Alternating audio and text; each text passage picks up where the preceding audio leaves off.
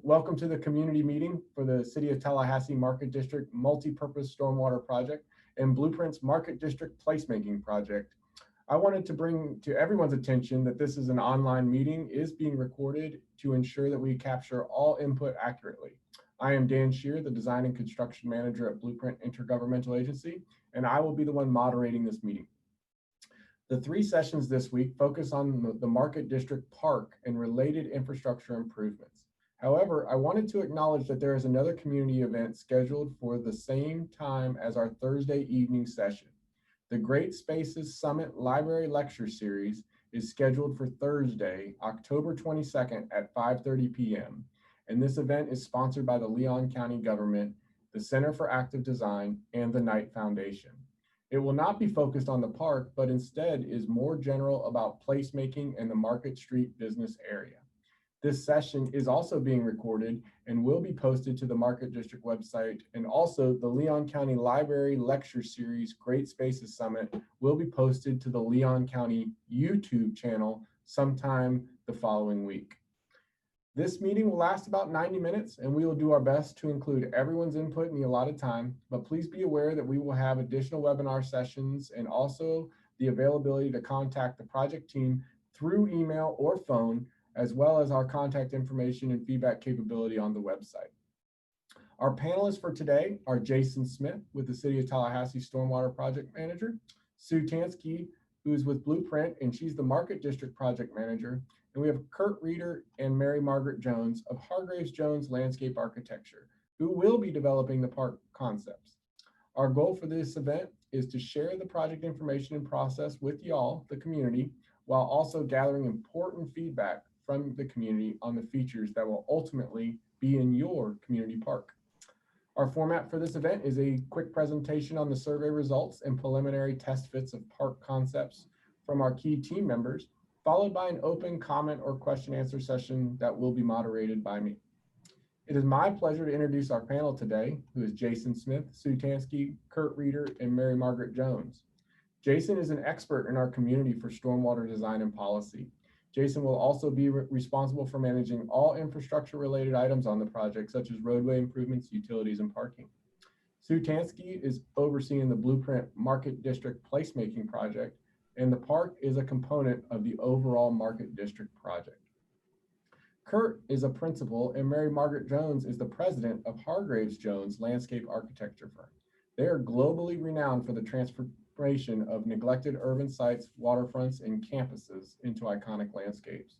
They will be the individuals that will integrate the amenities that could be included at the park, along with the stormwater and roadway elements of the project to create a vibrant new community space.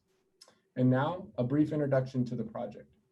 This project was identified and listed in the 2014 Blueprint Ballot Initiative for the Blueprint 2020 program, funded by a local 1-cent sales tax to implement community infrastructure projects in Leon County and the City of Tallahassee. The public outreach and technical analysis regarding Blueprint's park project will result in the development of a park concept that will be presented to the Intergovernmental Agency Board, our IA board, comprised of all city and county commissioners for a final approval early next year. We have already received input on park features through prior and ongoing outreach efforts, and the final park concept will integrate the community's vision for the park with what is both financially feasible and physically possible on the site. Both projects build from and align with the Market District Sense of Place plan and will be planned, designed, and possibly constructed together as many components are interrelated. I'm now going to ask Jason to give an update on the current status of the infrastructure improvements. Jason? Thank you, Dan. Well, since the last public engagement meeting in August, we've been working on preliminary engineering concepts for the stormwater management systems, roadways, and intersection improvements. And I'm going to talk for just a few minutes about these concepts. We've developed a schematic drainage plan for the project, which all drains to the West Stormwater Facility before discharging off-site. The schematic plan includes water quality treatment components, rate control and flood protection components, and water feature elements. The West Pond, adjacent to the Hawks Nest and Bob and Trace neighborhoods, is the first major component of the infrastructure improvements that will be constructed. This 8.5-acre wet detention facility will provide water quality treatment and flood control for over 250 acres of contributing area, including the park and roadway improvements. It will also provide retrofit stormwater quality treatment for about 40 acres of currently untreated runoff from the west and northwest. The west pond includes a permanently wet pool area shown in blue and a littoral shelf with wetland plantings shown here in light green.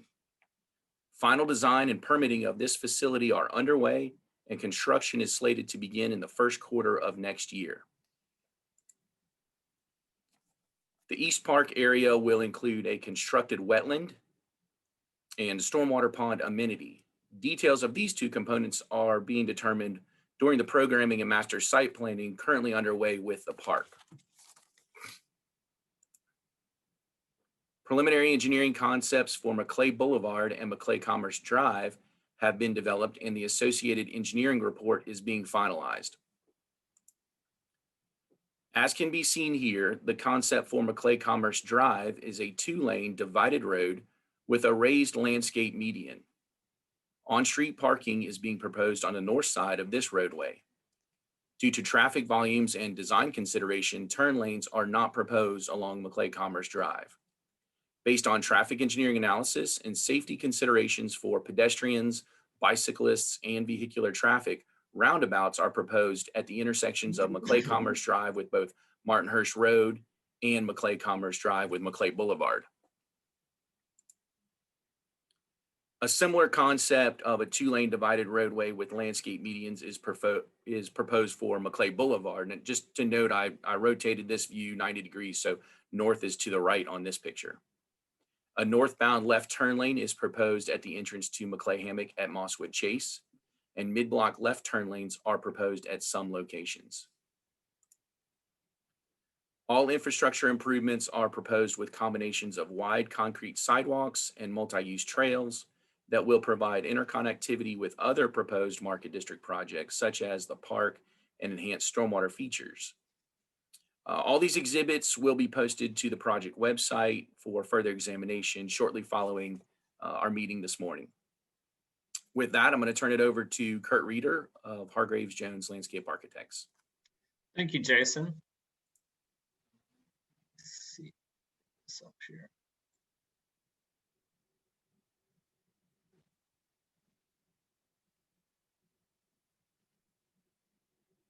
There we go.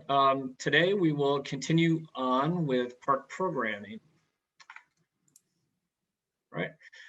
Let's start with the schedule. And as a reminder that we are early in the process of programming and master site planning for the park. And as Jason just pointed out a moment ago, the larger stormwater and roadway improvements are progressing slightly ahead of and on a slightly different schedule, though we are closely coordinated.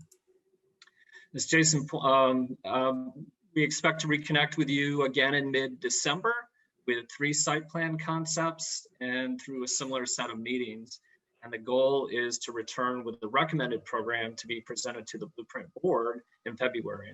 It's at that point, documentation would begin at some point in the spring of 2021. Our agenda for today includes 2 topics. 1, a synopsis of the public meeting comments and the online survey, plus a first pass at test fits for a possible program of activities and inviting your feedback today. In mid-August, we held 3 Zoom presentations. Each had roughly 50 live participants, and we had a lively question and answer at the conclusion of each of those meetings. And we distilled this feedback into 4 slides titled Questions, Concerns, Opportunities, and Support regarding some of these detailed topics.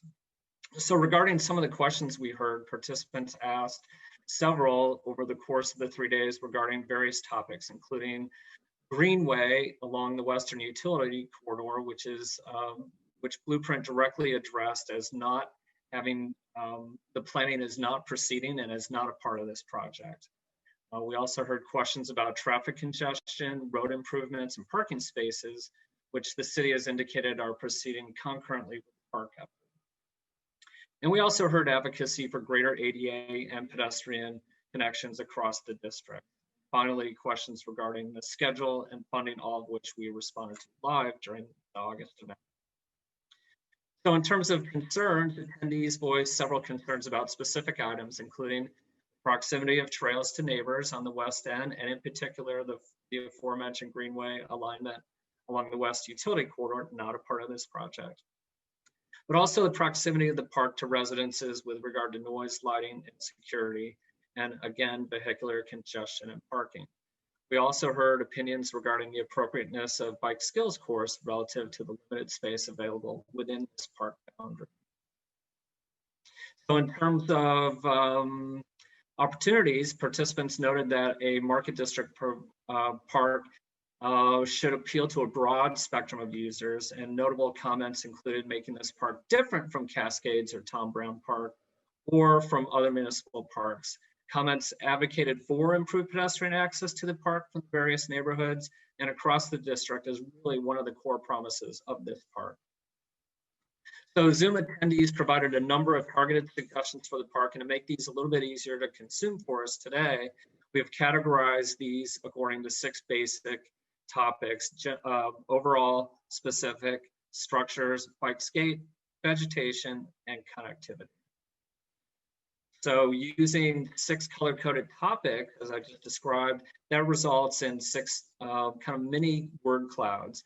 So word cloud, we're using the number of responses we got, and we're illustrating those through their point size. So the bigger the point size and the bolder it is, the more comments we got back. The smaller, the fewer comments we got back.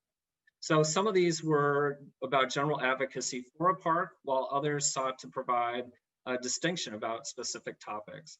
And in particular, several respondents differentiated between biking overall as being good. There was a consensus for that.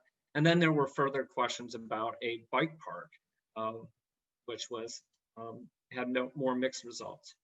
And I should note that our public meetings preceded conversations about bike skills at a later date. So with that, we'll shift over to the much larger results from the online survey. And the online survey had 14 questions, and it attracted more than 1,200 respondents over the 9 days it was active. And rather than read through to you each of these questions on this one page, I've broken it out into slides.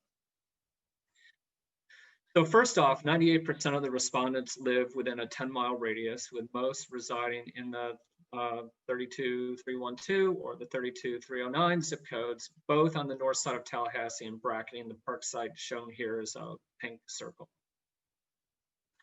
The majority of the respondents were in the 36 to 45 age bracket, with the remainder more closely distributed between the 25 to 35 and those older than 46 brackets. There's not so much feedback from the under 25 bracket of post-high school, post-college age residents. 45% of the respondents visit the district weekly, with 20% visiting daily. And unsurprisingly, most visit the district for restaurants, shopping, and socializing. A very small number of respondents actually work in the district. Nevertheless, the responses reinforce the label of market for the district as a place to exchange goods and services and to generally socialize.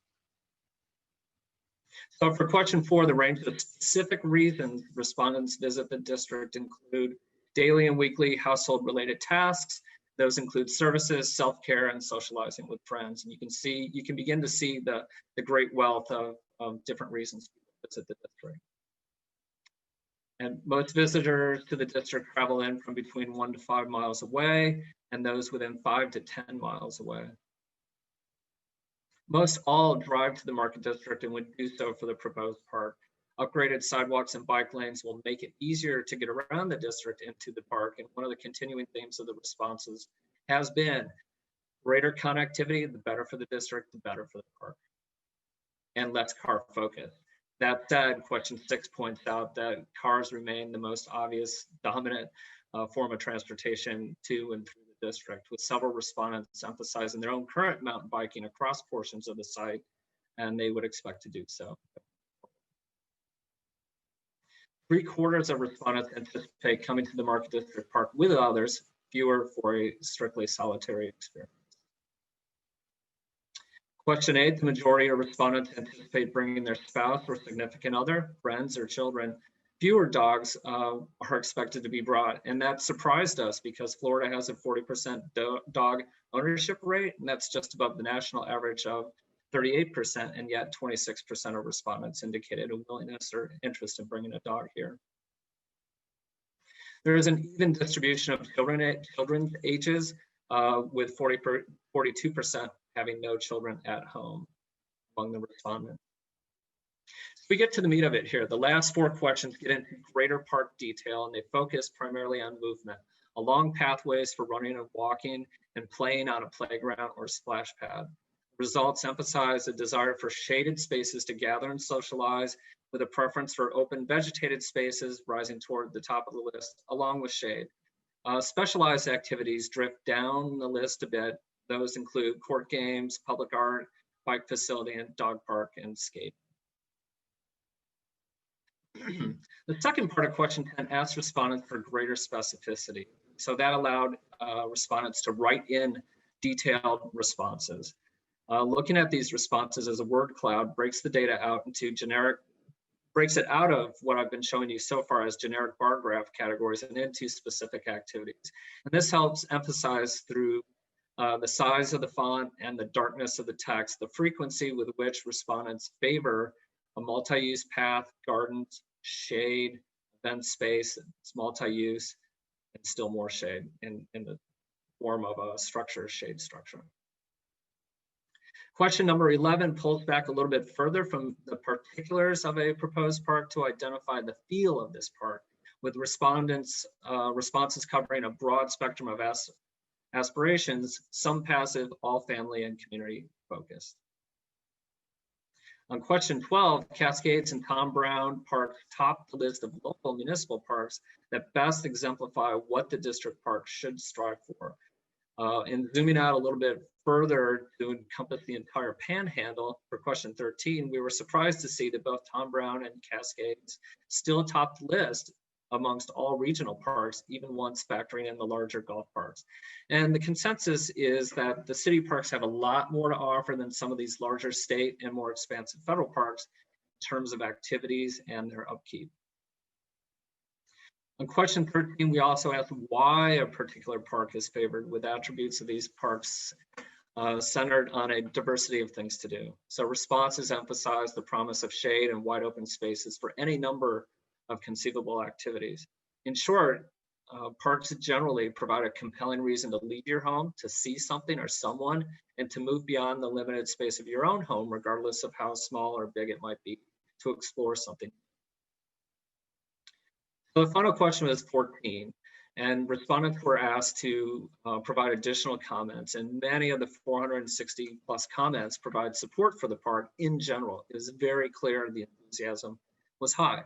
Several were effusive with enthusiasm for the park, while just 17 provided a variety of reasons against. Children's play garnered considerable feedback, with 6 times as many advocates for a splash pad compared to those against. And a custom, partially shaded, inclusive playground was more than 8 times as popular as those indicated dissent. The written responses provided greater insight into the bike skills, advanced mountain biking, and skateboarding topics. Advocates to opponents were nearly evenly matched regarding the KCCI bike skills. We can distinguish between biking generally and a bike skills course because the written responses differentiate with detail. Mountain bike advocates detailed their preference for challenging off-road trails and progressive challenges well beyond a basic skills course. Several wrote specifically against single-use features like a pump track or similar features just for mountain bikers. And support for a skate park was evenly split, with several supporters noting that integrating skatable features across the park would also be a welcome alternative. So what does that tell us? There's roughly parity between advocates and opponents for each of these 3 park components. A few noted that mountain bike use of the utility corridor was even fun to watch from their residential property. Farmers market, vendor stalls, and food trucks provide another potential reason to visit a park. Farmers market advocates wrote of missing the activity district, However, there was no support for permanent vendor stalls or tables, with a handful explicitly speaking out against that. Food trucks attracted several supporters, with a few speaking out against as well. Parking is a polarizing topic, predictably, with advocates for plentiful parking and a similar amount aiming for the bare minimum of parking. And that represents an effort to minimize sprawl and protect the limited acreage for park uses. Few advocated for a dog park or a pet-friendly features, while more were outspoken in their dislike of the dog park. And just one advocate for a cat park, if you can believe it. I include this only to illustrate that we dug really deeply into the public comments and into the results to have a firm understanding of what we heard from you all. Other topics were far less for and against and amounted to advocacy only. To make this more consumable, we have assigned a text size proportional to the number of responses within each of the next 5 categories. Shade dominated all the topics, with wide open, flexible green space a close second, and native plants round out this category for vegetation. For connectivity, building upon the earlier discussion of bike skills and skating, many respondents emphasized that a multi-use pavement for walking and running and cycling were preferable to a dedicated use area for bike skills or skating or off-road cycling. Forging stronger pedestrian and bike-only connections to and from the park between commercial properties and residential neighborhoods to the north and the west were specifically and often emphasized. Blueprint has already stated that this project will not include an updated north-south greenway connection to Maclay State Park along the utility corridor, given the prior resident feedback. So it was surprising then to record some support for this at this process. Finally, a dozen noted that traffic congestion and road improvements are merited, and the city has already progressed on determining the rotaries and streetscape upgrades. Regarding active recreation, beyond cycling, skate, and play components, pickleball was clearly dominant, with volleyball making a low-level showing. There are very few advocates for a football field, basketball court, bocce, or disc golf. You can see them really small in the distance there. Relative to other specific components, complementing both the shade tree and farmers market advocacy, more than a dozen respondents specifically asked for shade structures or a multi-use pavilion. Others commented that lighting must be subdued and avoid glare into adjacent residences. Finally, I believe here, a general comment, Cascades was noted as a really good precedent, though if it had more shade, it would be great. So that's our opportunity for the Market District Park, is focusing on shade. Others advocated that the Market District should be unique, park should be unique and different from other Tallahassee parks. And ultimately, this park needs to be friendly, approachable, safe and secure, and distinctive. With that, I'm going to hand this off to Mary Margaret Jones. Thank you, Kurt. All right.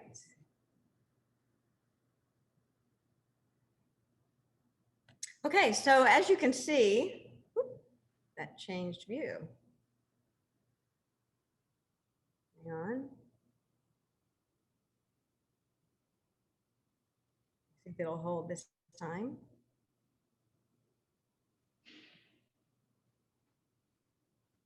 So as you can see from what Kurt just took you through, there are a lot of ideas and desires for this park. And our job now is to come to you with a balance of those desires, and to, most importantly, create a landscape framework that will last for generations, within which many of these desired programs can evolve over time, because desires for what people want to do in parks will evolve over time. So we have broken down the input we've gotten from you into these 4 categories: play, socialize, connect, meaning physical connections as opposed to social connections, and nature. Now, this diagram is very important to note that all of these are in the same scale as the site. So in this upper left-hand corner, you have the site, and then these are all the various desires for things to do on that site. Now, some of them show various sizes for one thing, so we're not trying to put all of these on the site. but nonetheless, you can see there are a lot of different desires. So at this point, we're not showing you proposed solutions. We are just giving you a sense of scale as we test fit some of these desired programs.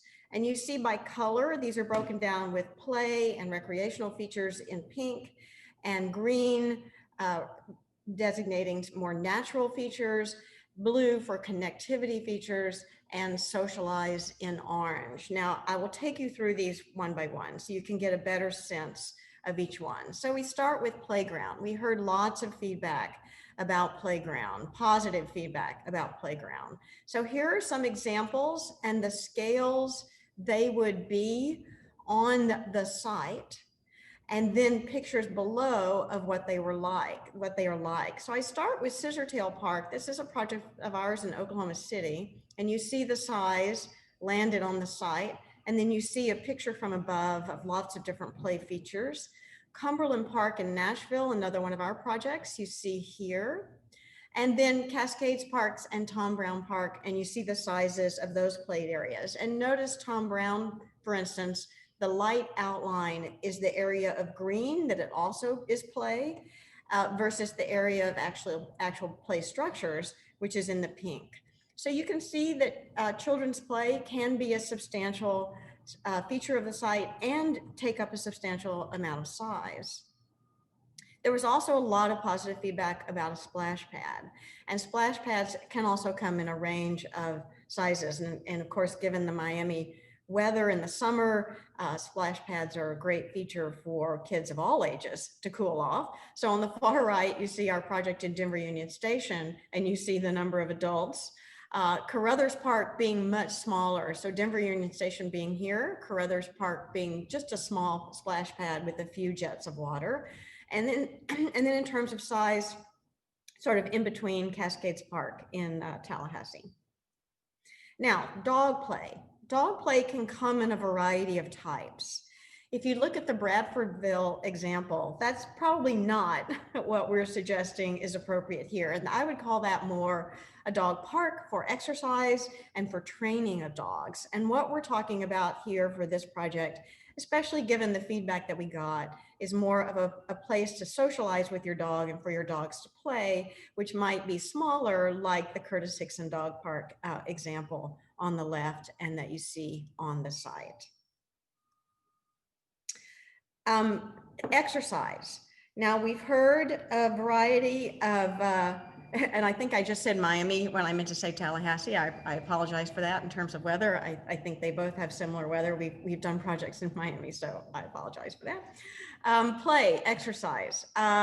It can either be a destination exercise station, like you see from Magazine Beach and the image on the left, or it can be a loop. And I think given the kinds of feedback we got about connectivity and access, a loop could be dual purpose or multi-purpose. And there could be fitness stations along such a loop. And for example, you see here the Lafayette Park Fitness Trail, which is almost a mile long. And you see how it could loop around. And then finally, court games. We did not get a lot of response vis-a-vis court games, except for pickleball. And here you see one pickleball court, or here you see 3. So something that's fairly easy to fit into a park, and it's fairly easy to fit in a multi-purpose way. You can have a surface that can be used for pickleball and other things as well. And then bike play. And there's of course been a lot of conversation about what does that mean? And I think to go back to the feedback we got, to make this a place that is welcoming for all and that is community focused and family focused, we would see bike play that's integral to the park, integral to the landscape, and definitely one that speaks to a lot of people and not just a focused single user group. So we would look to ways to integrate bike play with the park. And you can see here various sizes, but perhaps it's more of a loop. You know, perhaps it is coordinated with the idea of a fitness circuit. We will look at various ways of achieving and looking at multiple solutions to these various desires. And then finally, a skate park. There was, as Kurt said, there was sort of mixed feedback about a skate park. And you see here two facilities, one in Tallahassee and one in Europe, which is the one on the right. They're both integrated within parks. The one on the right, even more integrated with landscape landforms, for instance. But again, with a skate park, you get into the issue of less variety of users and more targeted users. So how to incorporate these more focused user groups within an overall park for everyone is our challenge and our goal to balance. Okay, so now we get into socialize. And these are 3 different sizes of open lawns from 1 acre to 3 acres. And you see examples down below. So Discovery Green, 3 acres of lawn. Discovery Green is a 12-acre park in Houston. Chattanooga Waterfront Park, 1.5 acres, and then Carruthers Park, a little bit less than 1 acre. And you can see the kinds of space any of those 3 would take up on the site. Again, flexible lawn, open event space, and more examples from Tallahassee, ones that you might know. And you can see, for example, how those would use up a good deal of the site in some cases and fit in and balance with other uses more in other cases. Now, gathering spaces. So this is thinking about shade pavilion in a way, as you can see, landed on the site here, think of them as in a group, either whether they're the Market Square kind of pavilion that you're familiar with, or a more multi-use shade pavilion on the right from Tampa, or they could be distributed throughout the site, more dispersed, multiple ones. So you have various gathering places in a more informal way, as you see in the Curtis Hickson Waterfront Park on the lower right in Tampa. And then of course there is the farmer's market. So it is interesting to note the size of the Cornerstone Church farmer's market on the site. So you can begin to see that we are trying, if we took the larger of all of these, we're trying to put 10 pounds of potatoes in a 5-pound bag. So we start to think of multiple solutions, and parking is very much the same way.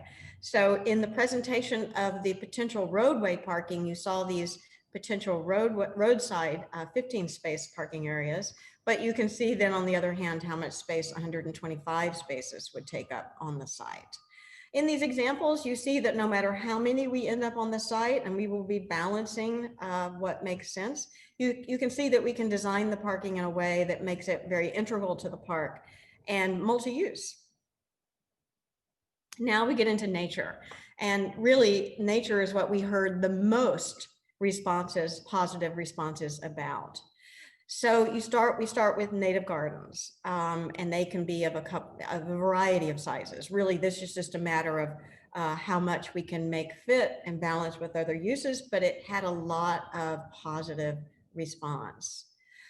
Community gardens. Now, community gardens are different because community gardens are not necessarily public. Note that lower right-hand image. They are often fenced off because they have to be managed, and the management of them is sometimes an issue. It gets into proprietary rights, but sometimes they're highly desired, and they could be, as you see in the Macon example, small.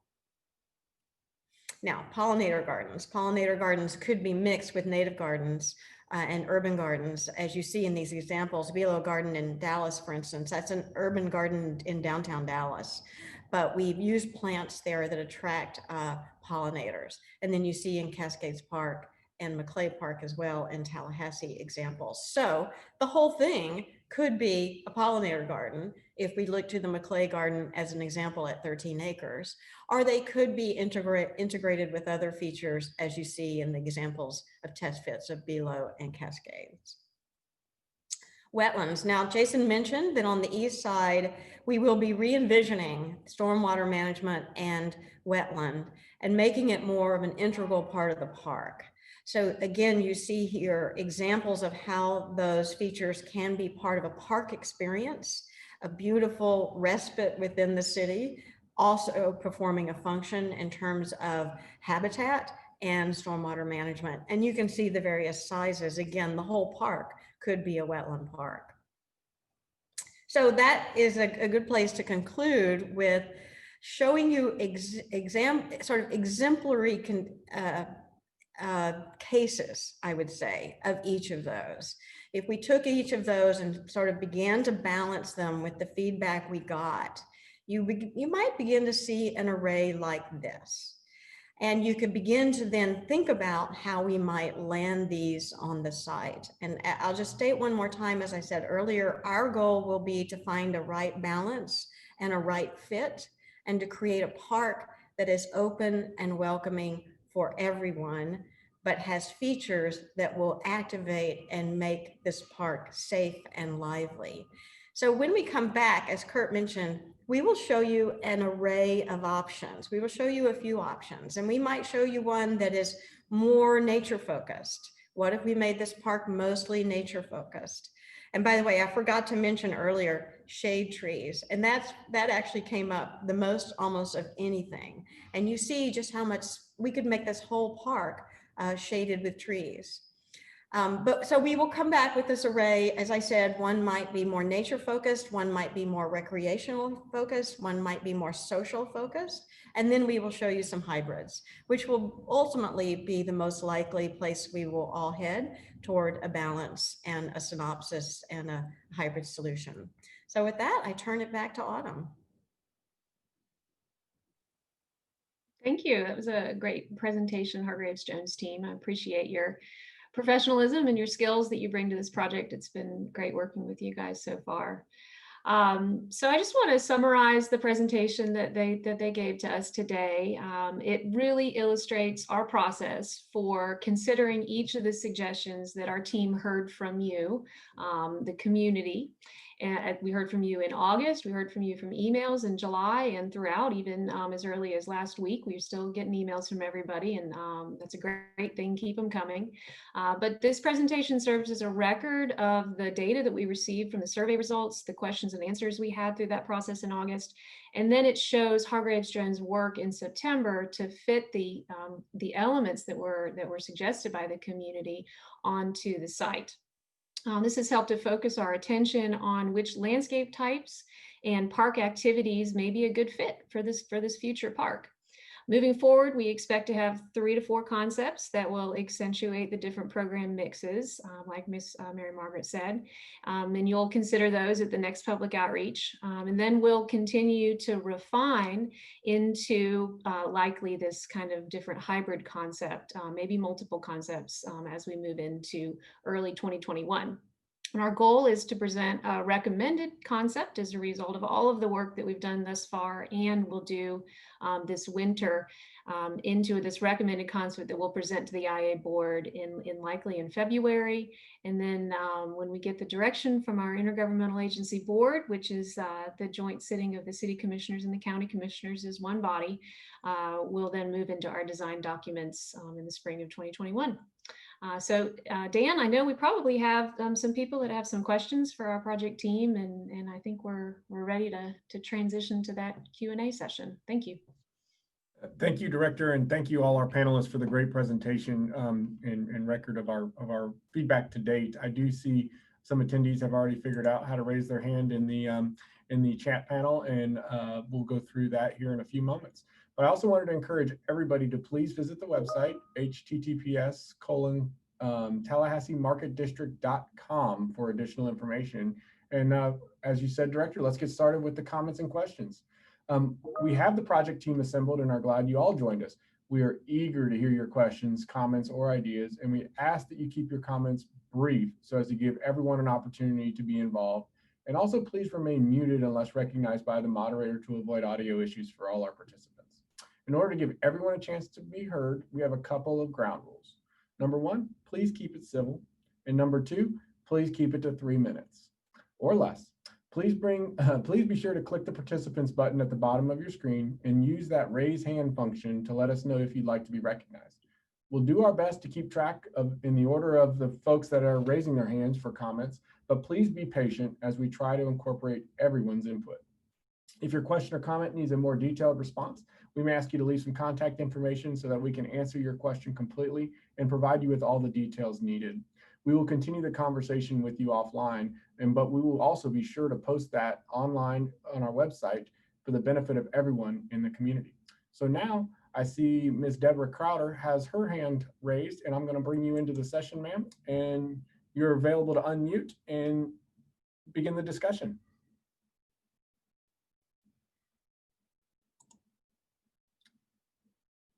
Mrs. Crowder, I'm still showing you as muted.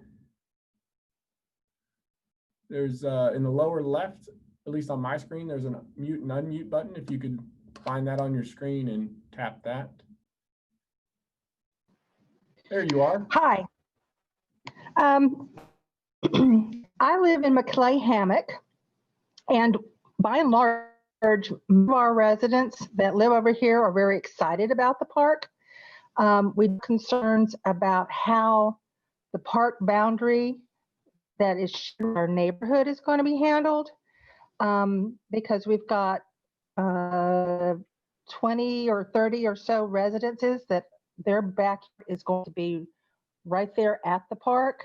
So we're wanting to hear what sort of landscaping, natural setting is going to help shield the neighborhood from whatever proposed activities happen in the park. That's a great question, Ms. Crowder, and I'm going to turn that over to Mr. Kurt Reeder if he doesn't mind answering that one. That's fine. So as part of our initial analysis, and actually I think in December we will need to share that with you all, we have begun to map where all the existing fences are. There are 3 or 4 different types of fences. So we have a pretty good idea where those are. And we can talk a little bit further about how those might be extended or modified to provide a proper boundary between the park and the residential private properties. Mary Margaret, do you have anything that you want to add to that? I was going to add that with our emphasis on creating a landscape framework within which various program elements could be fit, our emphasis will be on landscape. So I would see this park having a kind of landscape surround that would I hope, ease your concerns about adjacencies, so that destinations within the park are within the park, and the park has very green and friendly edges. Thank you. Appreciate that, Kurt and Mary Margaret. I'm seeing Sue Hansen has her hand raised. I'm going to bring you into the event. Again, folks, if you can raise your hand on the Zoom meeting, and that'll let us know if you'd like to be recognized. Ms. Hansen, you're in the session and available to talk. Hello, am I connected? Yeah. Yes, ma'am.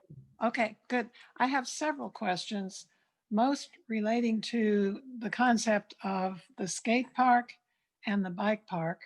Let me start with those.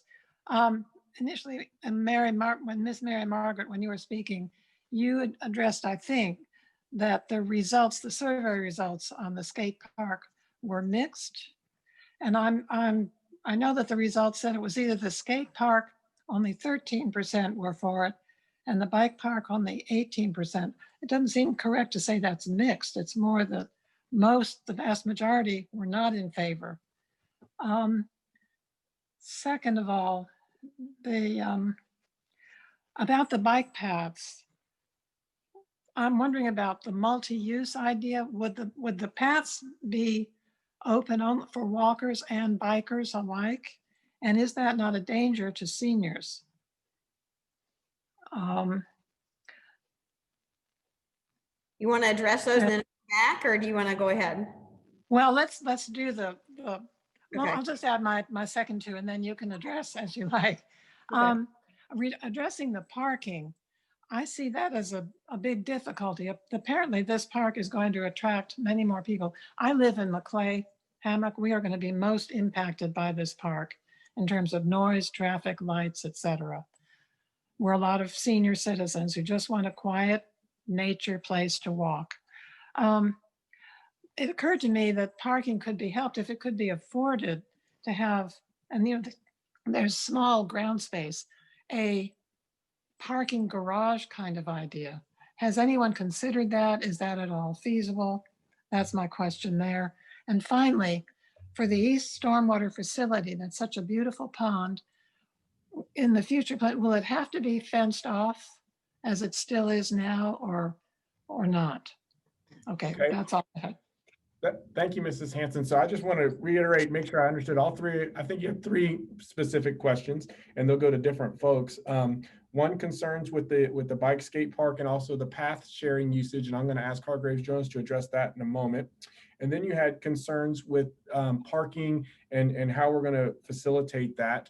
And then your last question was with the fencing off of a stormwater pond. And I'm going to ask Jason Smith and his City of Tallahassee to address those last two associated with the parking, the garage, and then the stormwater ponds situation. So to start, I'm going to ask Kurt or Mary Margaret to please address the path and bike skate park analysis that she offered.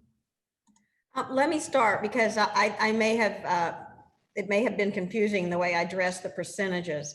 The percentages of people who said they wanted skate parks or bike parks, those were the percentage of people who put it in their top three.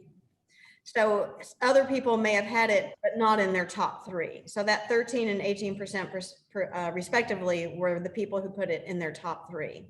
The mix, the equal mix was what we got in actual written comments. So the written comments we got were very, very mixed, you know, very, many people love it, many people hate it. So it will be our job to deal with how to address those kinds of polarizing issues in a way that's a win for everyone. I'll turn it over to Kurt. Well, with regard to multi-use path, your point is well taken. There are users of varying degrees of competence, from small children to seniors who are energetic and out moving around. So given the size of the site that we have, it's our task to figure out, is it appropriate to have a 8-foot wide path or a 10-foot wide path or a 15-foot wide path? And it may be ultimately that we end up with a hierarchy of multi-use path sizes that provide a more comfortable circuit, and then maybe spurs off that are a smaller width that allow for slower traffic on foot only as opposed to on wheeled items. So that's something that is part of the design process, and we will walk into that forward with you. Thank you, Kurt, and thank you, Mary Margaret. Jason, do you mind addressing the issues on parking and a potential parking garage and also the stormwater pond fencing? Sure, Dan, I'd be happy to.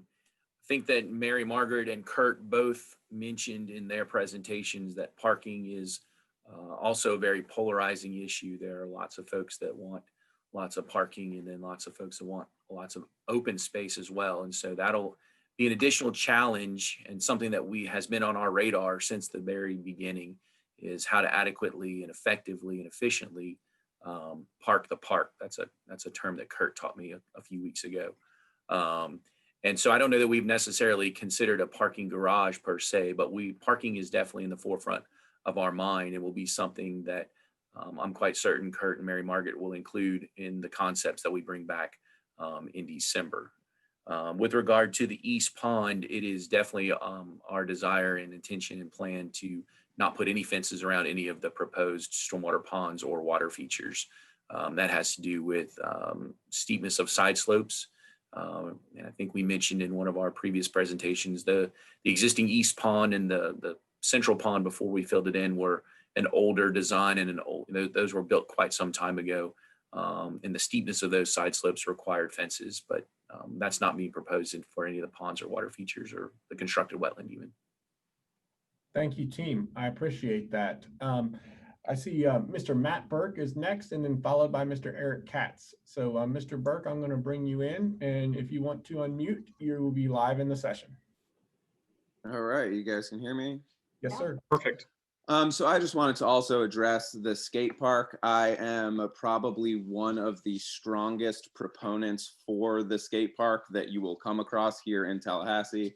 I currently use the skate park over on Jackson Bluff anywhere between 5 and 7 days a week. I'm out there in the mornings between like 9 and 11, and there's anywhere from groups of, let's say, 10 of us for the sake of where we are in the world these days. And it ranges anywhere from parents with their 6-year-old kids, teaching them how to skateboard, ride a bike, scooter, rollerblade, whatever it is that they're doing, all the way up to people who are recovering addicts, recovering alcoholics, people that have, are remaking their life into a more positive setting and making exercise and that a more, positive aspect of our lives. Right now, there are somewhere close to 90 parks in and around the city of Tallahassee, and we can only skate at one of them currently. I do understand that we have what's being built at Railroad Square currently. That's something that we are all very excited about. That is a major topic of conversation over at Jackson Bluff. Autumn, I appreciate that thumbs up right there. So we are very excited. The skate community around here is very excited for something to be built. We do enjoy and we do appreciate the Jackson Bluff skate park, but as any of you who are here in Tallahassee are aware, we do share a fence with the prison. So while we're skating, there are times where we will get yelled at by prisoners, where we hear things going on at the jail, certain things that 6-year-olds, 7-year-olds, my 8 and 11-year-old kids don't need to necessarily be hearing or seeing. And so it's definitely, I apologize for talking so much and so quickly, but it is definitely something that is needed in and around the city of Tallahassee.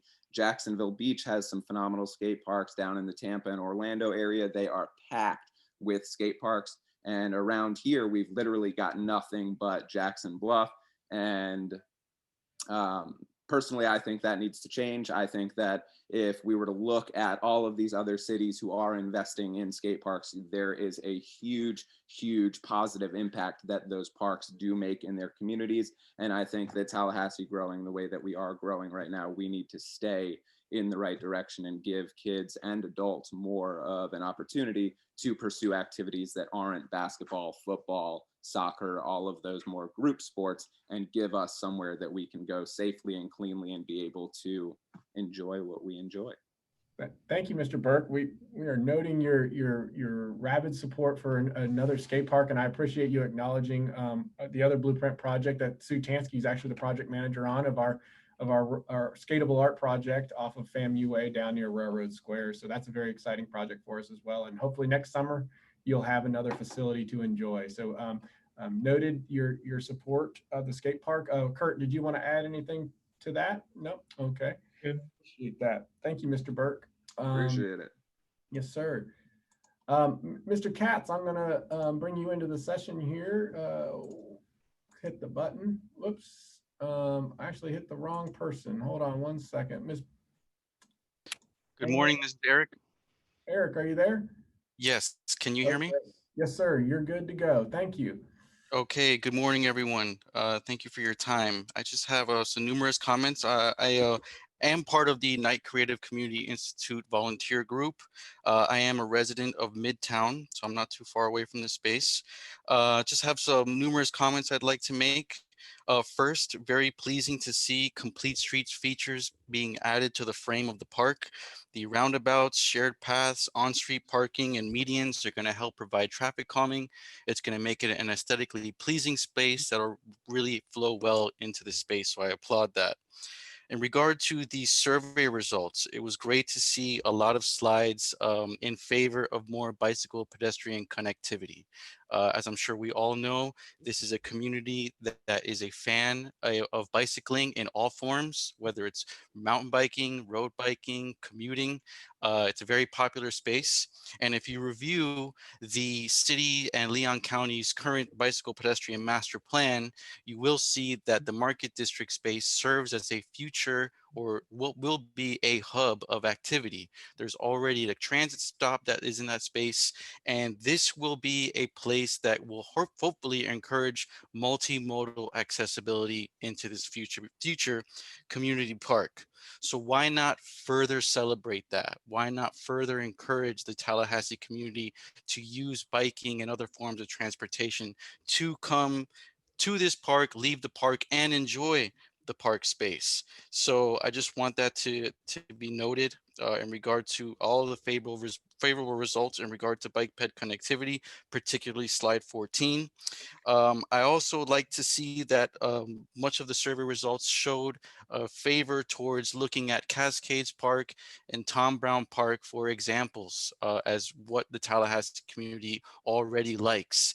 And I see this as a potential space that could take the best of both of those parks. And both of those parks have innovative ways of providing accessibility and recreation for those that use bicycling as their form of recreation.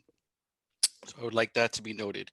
It's great to see that what we're proposing in regard to a bike skills, bike playground area, definitely want to emphasize that it could be a concept and it could certainly be flexible enough to weave in with the other amenities that the community is asking for.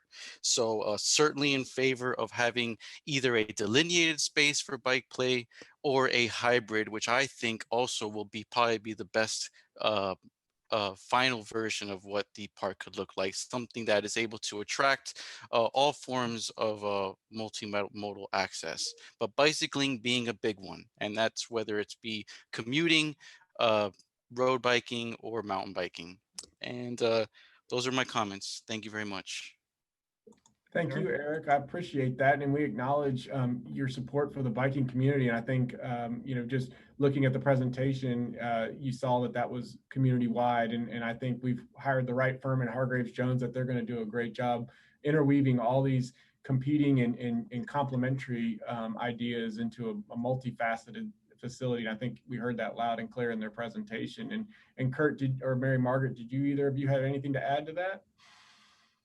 No, Kurt, no. Yeah, say one thing. I would say that I would love to see, we saw at the beginning, the responses of how people get to the park today, and car was huge.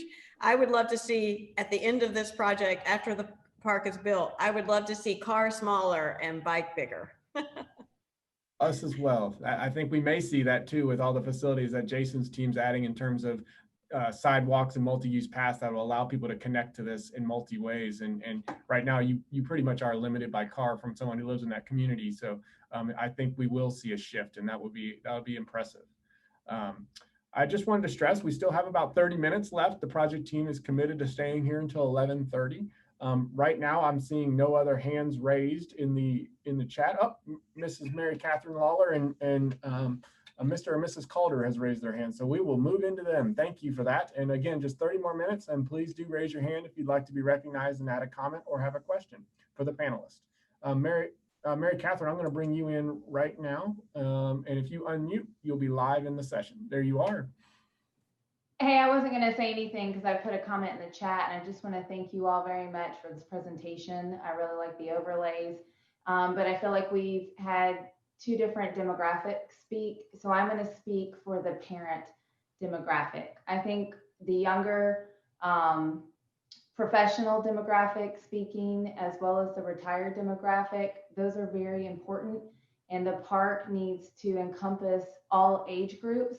So the only reason I'm raising my hand is to speak on behalf of parents with school-age children. I have a lower school child. I also have a middle school child.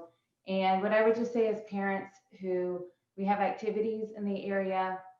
Obviously, COVID has put a little bit of a crimp on activities, but between the restaurants and the shopping, and there's dance studios in the area, we've got sports complexes. My children play sports. So I just wanted to really just make the comment that I think it's possible, and I think you're all doing an excellent job of encompassing all age levels. And right now we just literally have a piece of grass with ugly chain link fence, and really whatever is put in there would be a huge improvement. So mainly I just, again, wanted to speak on behalf of the parents with school age children that, you know, this is important to us as well.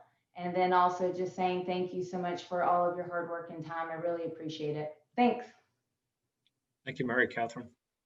Thank you. We appreciate that very much, and we are working hard to make this a great space. And I heard your charge specifically all ages, and don't forget about the kids. And we appreciate that. That's great. They obviously can't advocate for themselves, mainly because they're in school right now, most of them. I'm going to go ahead and bring Mr. or Mrs. Calder in. And if you unmute, you will be live and able to talk.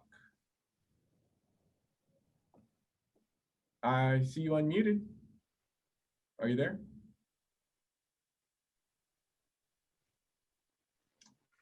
We're not hearing anything from Mr. and Mrs. Calder.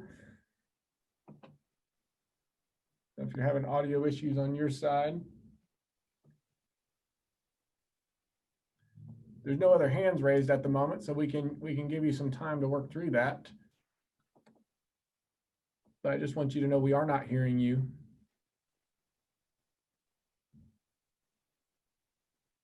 Nope. I'm still not hearing you. But I hate to do this to you, Mr. and Mrs. Calder, but I'm going to put you back in the queue and see if you can work through that issue or try the chat box. And I'm going to bring in Ms. Deborah Crowder again, as she has raised her hand again. And maybe we can get that audio issue resolved with you here in a moment. I'm going to leave your hand raised, by the way, Mrs. Calder, and bring you in again in a few minutes. And I think we'll have a project team trying to contact you independently to work through that issue. In the meantime, I'm going to bring in Ms. Deborah Calder again. Crowder, excuse me. Ms. Crowder, if you unmute, you will be live in the session.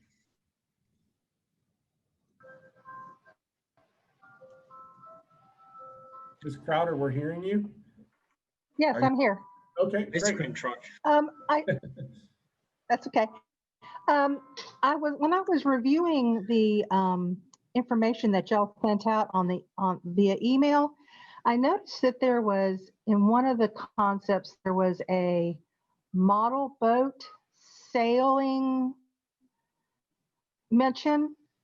And I know when I'm going to get this, when they show pictures of New York City, they always picture that one pond where you see the model boat sailboats going.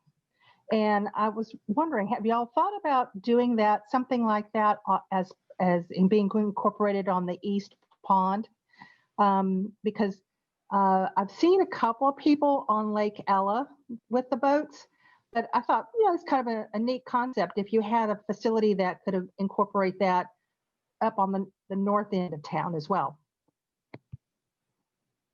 I can speak to that, Dan, if you like. Go for it. I live in New York City, so I'm very familiar with the model boat pond in New York City, and we did one at our park in Seattle, South Waterfront Park. But in both those cases, there are strong model boat communities who make their model boats and want a place to showcase and race and do their model boating thing. So you're the first we've heard that from. It's very interesting, but be curious to hear if there's a larger community of model boat aficionados.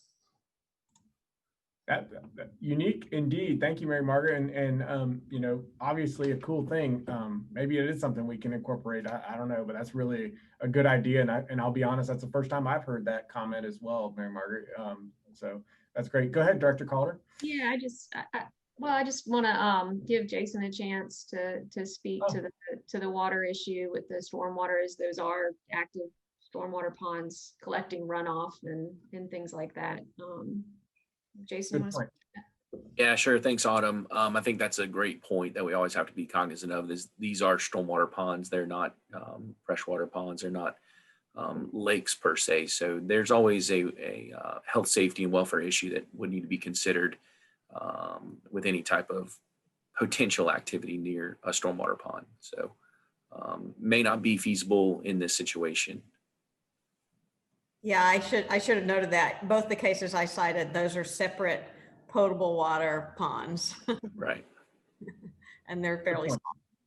Yeah, good points all around. So thank you for bringing that to our attention, Autumn. That's great. Before I bring in, I see Meta Calder has come in as well, so I'm going to go to her next. But I did want to acknowledge some of the comments in the chat box real quick for the record and for everybody online if they're not able to see the chat box. But Mr. Spencer Wolf noted a skate park is multi-use, accommodates skateboards, rollerblades, roller skates, scooters, and BMX bikes. And also note that Miss Brittany D asked the question, which we may have to get with you offline on this. What and how many parks and rec areas are currently and in the future being budgeted and planned in Tallahassee? That's a much bigger pragmatic question for Leon County and City of Tallahassee that is kind of outside the blueprint world. So Ms. Brittany, if you could leave your contact information or someone from our panel will get in touch with you in a private chat to be able to answer that question to you more specifically. I don't think we're going to be able to answer that fully here on this particular call. With that, I'm going to bring in Ms. Meta Calder to the chat, and let's see if we can get the audio fixed. You're unmuted. Can we hear you? Chris? Yes, perfect. We hear you. Oh, we switched computers. Okay. Well, I'm enthusiastic about the emphasis on the natural areas and all that stuff. And what I'm concerned about is that the different, kind of interests that are out here, there sounds like an enormous amount of concrete. When you add up the skate park and you add up the concrete pathways and you add in the splash area for the children, that's an awful lot of concrete. And I'm hoping that you're keeping that in mind. Maybe we can't serve all of these needs, and maybe some of them will have to go in maybe a different park with more area. So that's my vote there. I like the natural areas, and I hope that will continue to be the primary emphasis. Though I acknowledge there are other things that like the splash thing, it looks like a lot of people really want that. Perhaps that ought to be where the concrete goes. Thank you very much. Thank you, Mrs. Calder, for that comment, and noted that that you prefer the natural landscape over a significant amount of hardscaping, I'll call it. So that's good, duly noted. Thank you. Currently seeing no hands raised. I do see Ms. Sue also concurs with Mrs. Calder, and I concur on the issue of too much concrete. And another question, this one I'll punt over to Kurt, that's in the chat box, and it says, are recycled materials being highly considered for construction? Kurt, do you think you could take that? Our specifications generally incorporate opportunities for the contractors to incorporate recycled materials into their palette of what they use to put the park together. So yes, and often we follow LEED or CITES certification, so that maximizes the ability to be super efficient in the use of material. Okay, thank you, Kurt. Appreciate responding to Miss Brittany's comment in the chat box. I see Miss Mary Catherine Lawler has raised her hand. I'm going to bring you into the chat, and if you unmute, you will be available to speak. Hey, I thought Ms. Calder made a really great point. And so maybe one thing to consider for the kids, whether it's playground or splash pad, anything with water, is sort of what Cascades Park did with very natural looking playground. We're big outside people anyway. And I think with the pandemic going on, something to consider is getting the kids outside. So maybe, and I'm not a creative person, so I'm just throwing this out there for all of you to think of, but surely there's maybe some ideas, because I agree with her, less concrete is better. So maybe there's a way to put in this playground, water, whatever, nature paths in a way that it's not immediately seen that it's a big old concrete pad or a big old concrete playground, that maybe there's some really creative ways that you could integrate that with nature. So again, I'm not a creative person, but I like the concept of what she's saying. So I hope my comments make sense, and maybe that's a doable thing or not. I have no idea if they even make anything like that. So that's it. Thanks. Thank you, Mary Catherine. And it's always good to challenge our consultants to do something very unique and be creative, and that's what they're paid to do. So I will punt that over to them for the challenge. And I don't know if Kurt or Mary Margaret want to speak to that at all, but that's what they're here to do, is figure out how to do all these wonderful things and integrate it together and seamlessly, and they do a great job. Well, one thing I could offer is that we are now doing some play areas in other cities that have a bark mulch as the safety surface.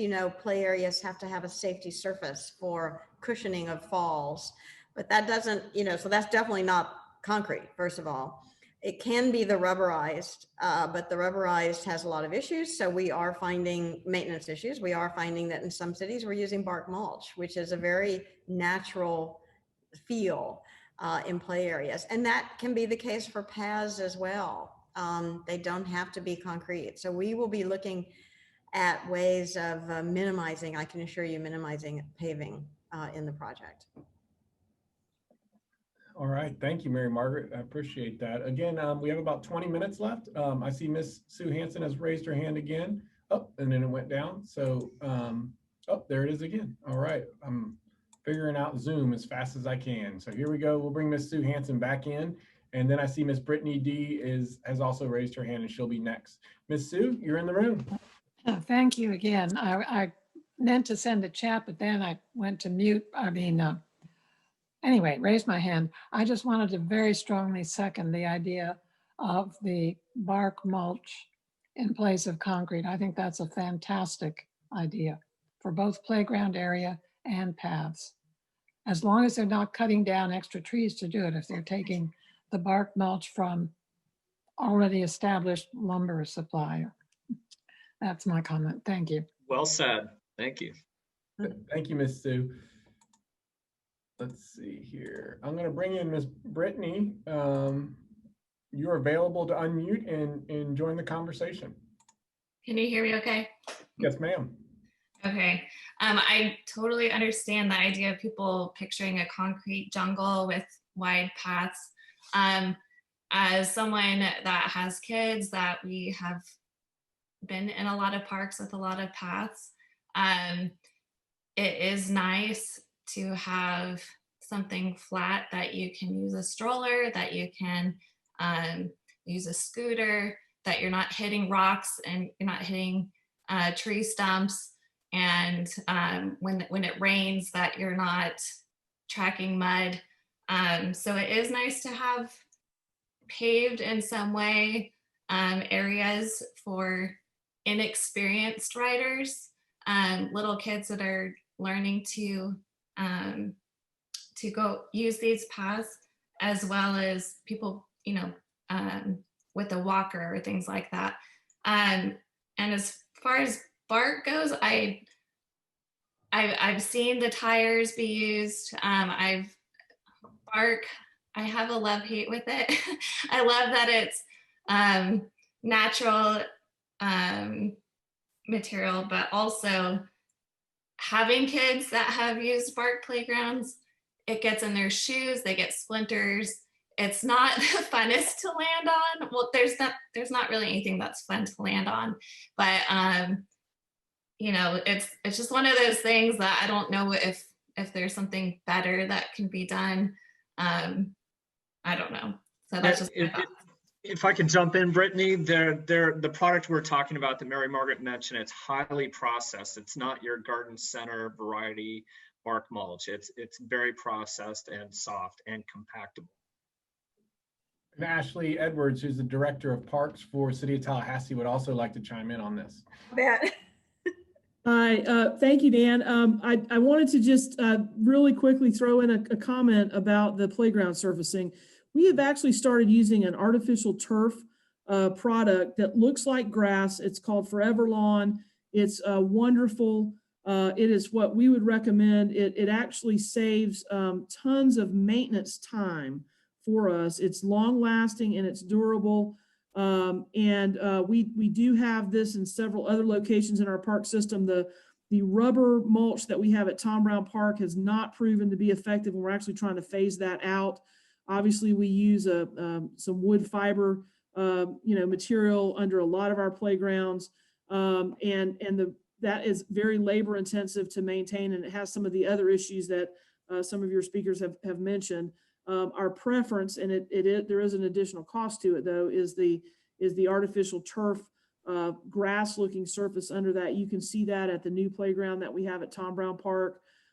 Serves us very well. And again, the biggest benefit that really helps us offset the slightly higher upfront cost is the amount of maintenance time it saves for us. So that would certainly be our preference and recommendation as an alternate surface to look at. Thank you, Director Edwards. I appreciate that comment in response to Ms. Brittany. I'm going to go ahead and bring in Ms. Deborah Crowder again, and then Mr. Matt Burt will follow Ms. Deborah. Ms. Deborah, you're in the room. If you unmute, you'll be live. I'm sorry, I wasn't raising my hand. Oh, well, I apologize. It's good to hear from you again. We'll move on to Mr. Matt. Mr. Matt Burke, I'll go ahead and bring you in the room. Hey, back again. So I was going to comment just to what Ashley had to say, but I see that she's no longer in the room here. So hopefully, hey, how are we? So the thing that I'm curious about is if you're talking about the like forever lawn or that kind of fake turf that you're discussing, would that be the turf that is currently at the playground down in the Railroad Square area? Yes, no, it's a different, it actually is a different, it's a similar concept, different brand, different type, different product. It's the type that is over at the new playground at Tom Brown is the best place I can tell you. You can see it. We actually have pieces of it at the Rotary Centennial Playground at Tom Brown as well, where we started to change those rubber mulch pieces out. Okay, the only thing that I'm worried about, and I think I know what you're talking about over at that newer Tom Brown Park, the thing that I was worried about is the turf over at that Railroad Square Park. I mean, you step foot on that thing and you could light a fire with the sparks that come off your fingertips. Yeah. So that was just my kind of main concern. It's just the amount of static that comes off of that was just unbelievable. Yeah, we have not had, that's one of the reasons we changed brands. We've not had that issue. The company that we get this product from actually has a treatment on there to help reduce static. And we've gotten no complaints in the other areas where we've put the newer product. Cool. That's my only thing. Thank you, Matt. Thank you, Ashley. I appreciate your response. Thank you. I'm going to bring in Ms. Vicki Goodman here and bring you into the room. Allow to talk. All right. If you unmute, you'll be live in the room. Thank you very much. My congratulations to this committee for really giving so much thought and consideration. I think the designs that you're proposing really do a good job of trying to incorporate everything, and certainly all of the public feedback you're getting. I really admire the work that you're doing to get feedback from all of us that surround that particular area. As far as I just wanted to comment on this whole issue of permeable surfaces, hard surfaces, permeable technology, and I know you guys know this, but I mean, just to let the audience know, there are so many various things that are available that are permeable that will also provide enough of a surface to allow a wheeled, vehicle, a stroller, and in particular, I just want to urge that consideration for ADA accessibility as well. People with those folks that are in wheelchairs or other concerns, we need to make sure that the park is accessible to those. That goes to providing a nice compromise between the two. But I suspect that you guys have plenty of good ideas and look forward to the next proposal when we can see more defined things. And by the way, just to let you know, I am in the Halifax neighborhood right next to the Martin Hurst intersection. Thank you. Thank you. Mr. Goodman. And Kurt or Mary Margaret, did you want to add anything on? I just wanted to say we heard this in August as well to make sure that all the connectivity is ADA accessible. And just to reiterate, it's a federal law. It's at the very core of what we do. It's not optional. It's not something that we worry about after the fact. We bake it in from day one. So we will absolutely have an eye out for ensuring full ADA access throughout the park. Thank you, Kurt, for that follow-up. I appreciate that. I do want to note there's no more hands raised at the moment. We still have about 10 minutes until the end of the session here with the team. But I do want to note Mike Pate has posted a comment in the chat box, and he said early in the presentation there was a slide that showed what appeared to be a track or trail around the West Pond. What is that, and how will it be used? I'm going to punt this over to Jason since that was on his slide and with the City of Tallahassee, and please give us a little more details on what that is. Yeah, sure, Dan, I'd be happy to. So that pond is right in the middle of a bunch of electric transmission lines and towers and poles. And so that what Mr. Pate was observing is a maintenance road that'll serve two purposes. It'll provide for maintenance access for both the pond as well as those electric facilities that are over on that side in the form of transmission poles and towers and lines. The reality is that folks will be able to walk along that trail as well, potentially ride bikes around it. So it'll serve multi-purposes, but its primary function is for maintenance and operations. Oh, thank you, Jason. Kurt, go ahead. You want to add to that? Yeah, so this is a conversation we've participated with Jason on for the last couple of years, and it's our goal to make sure it's truly multi-purpose and that we want to integrate all the pavement surfaces so that they are multifunctional, so we don't have redundant or concentric networks of vehicles and bikes and everything segregated into a land devouring footprint. We want to be super efficient in the circulation system. And when Jason pointed out to us the requirement to provide accessibility to very large trucks to access the city's infrastructure, that made it very clear that was an opportunity for us to configure it in such a way that it worked to a high degree for bicycles and strollers and slow walking and fast running, all on the same pavement.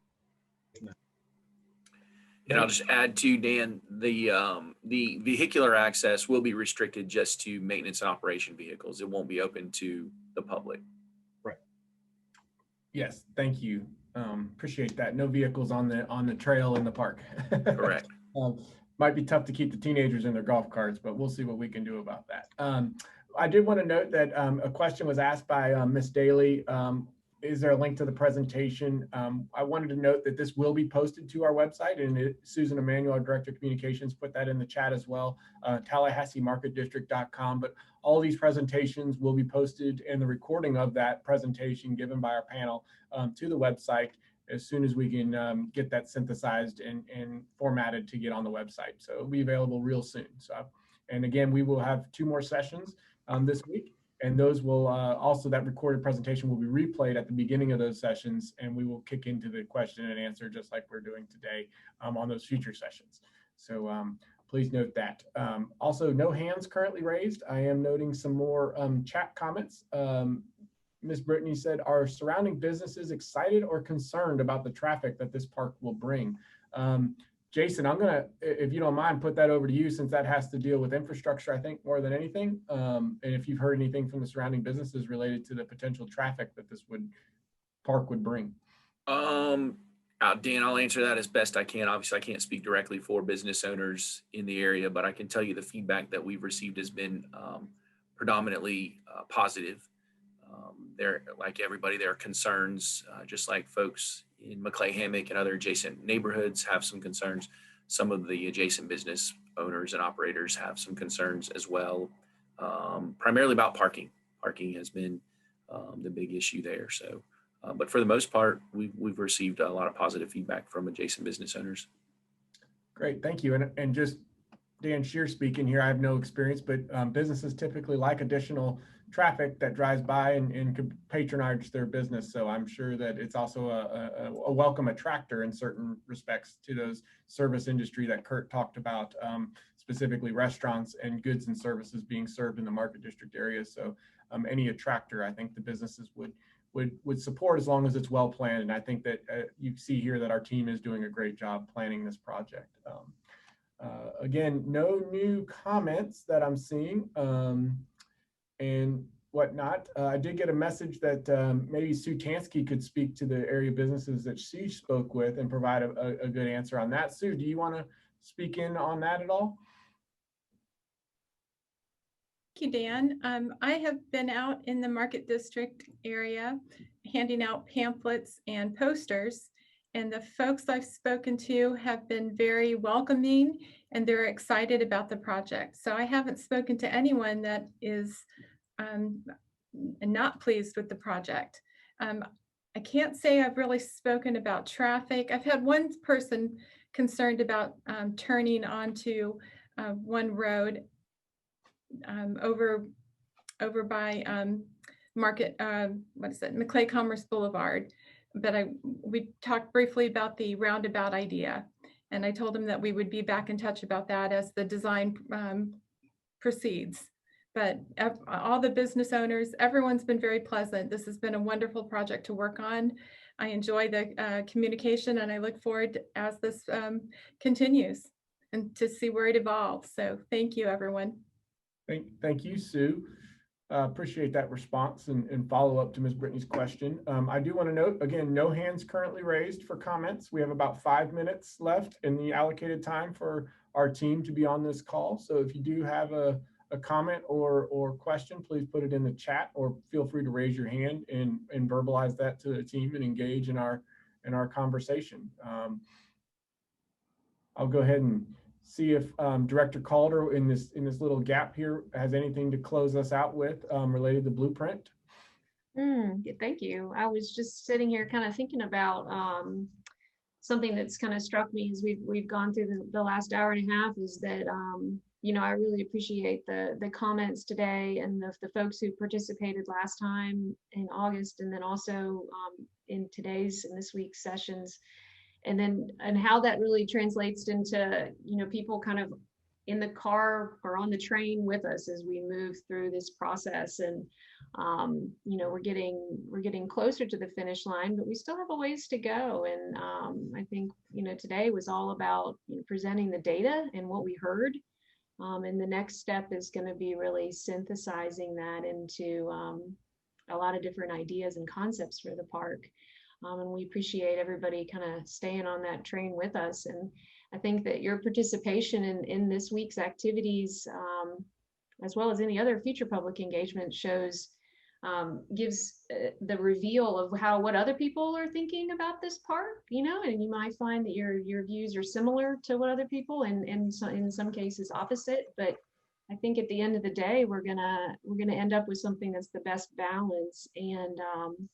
And if you continue to participate in this process, you'll see how that balance is really organic, and how it evolves through this process. And our technical experts are just here to keep the train moving forward and in a line and hooked together, not necessarily to dictate what's on the train.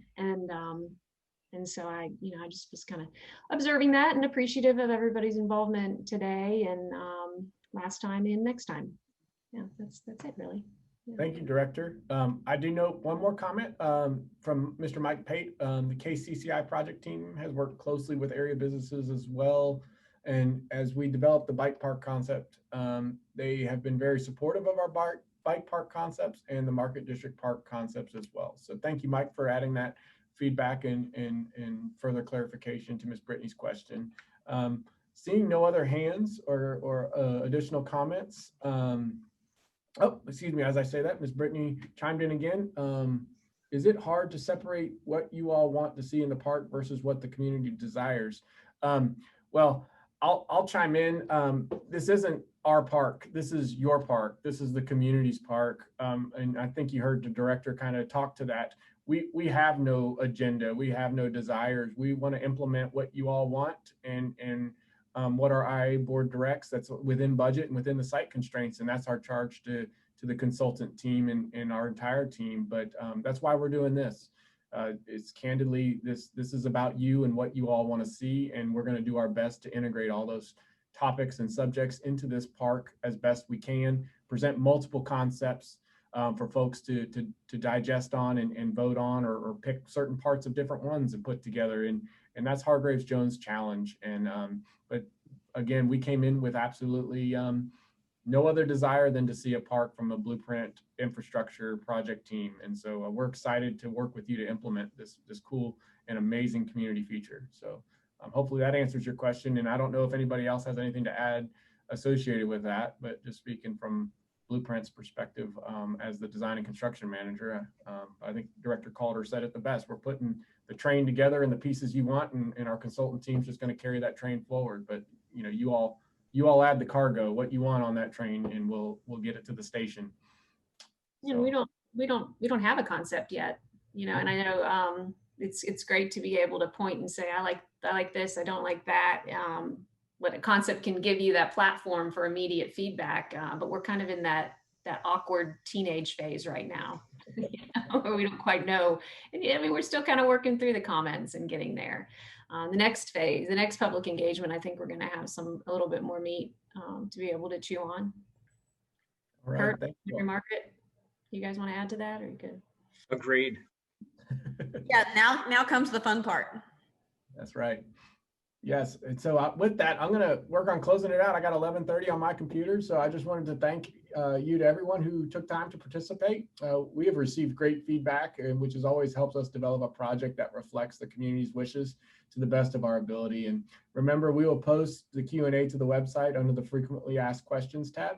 And as for the next steps, all the information collected in these sessions, as well as the others, will be refined into what can be implemented on the site to ensure that the park reflects the citizens' expectations, and that is also within the allocated budget and site constraints. The consultant park designer, Hargraves Jones, will develop these concepts for IA board consideration based on your input that will be presented to the community this December. Specifics will also be posted to our website. Again, I can't stress that enough. The website, TallahasseeMarketDistrict.com. And it remains the best resource for accurate and timely information about the components of this Market District multi-purpose stormwater project and park. With that, I'm going to close us out. Thank you again to everybody. Appreciate the time from our team, our project team, and we look forward to the future sessions and bringing you hard, concrete concepts that you can actually see and picture in your mind. Thank you all.